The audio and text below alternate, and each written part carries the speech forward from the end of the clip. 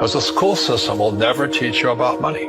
The school system was designed to teach you to be an employee or a doctor or a lawyer, a specialist, but never about money. My father was the head of education, PhD, all that stuff.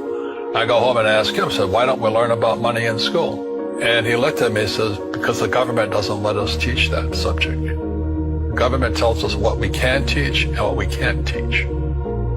And I thought that was strange. And I said, but aren't we going to school to learn about money? He says, no, your job is to get a job. Poverty is passed on. It's taught in your families. And middle class is taught in families. And so the people right now who are sitting at home, who are struggling financially or worried about money or unhappy, they may be making a lot of money, but unhappy with what they're doing, it was probably taught to you. You know, your superego was taught, get a job, work hard, or you'll never be rich, or the rich are evil, or whatever. If you're poor, you'll always be poor. Money will disappear that fast. Just like most pro athletes, you know, they make millions of dollars, and 65% are bankrupt 5 years later. It's because they come from poor families. Now, you tell them that, they get very angry at you. It's not, it's the rich fault. You know, it's you guys ripped me off, and government ripped me off. But unfortunately, what Mr. Lipton was saying, it's passed down genetically. The moment I pay you, you think like an employee. Entrepreneurs work for free. You see, people say, well, why don't you give the poor money?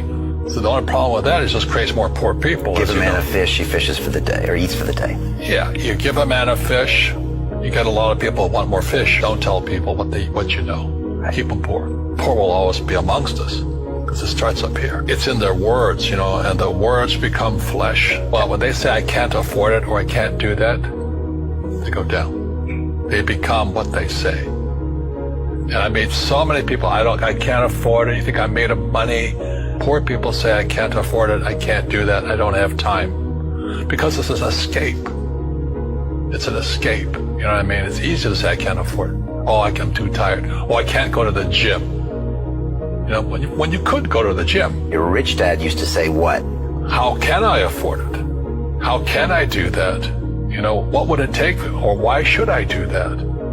He says that a question opens the mind, a statement closes the mind. See, when you say I can't afford it, your mind shuts down, and you become what you say. We all have fear. You know, to be truthful, we all have fear. It's just how you deal with it. You know, Einstein said, you know, imagination is more important than knowledge, but knowledge empowers imagination.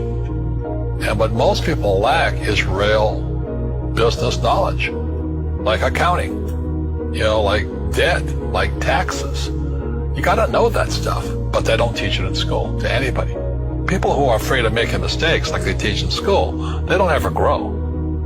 Because spirituality is there's good and there's bad, there's right and there's wrong, there's up and there's down. Most people only want to be right. They only want to be positive. Well, you can't have that. That's not reality. Every time I failed, it was like, good. I said, okay, what have I learned? And the average person, the reason they're poor is they haven't failed. You know, they play it so safe. They haven't made any mistakes like they taught in school. That means they don't learn anything. That's why the school system's actually fundamentally corrupt.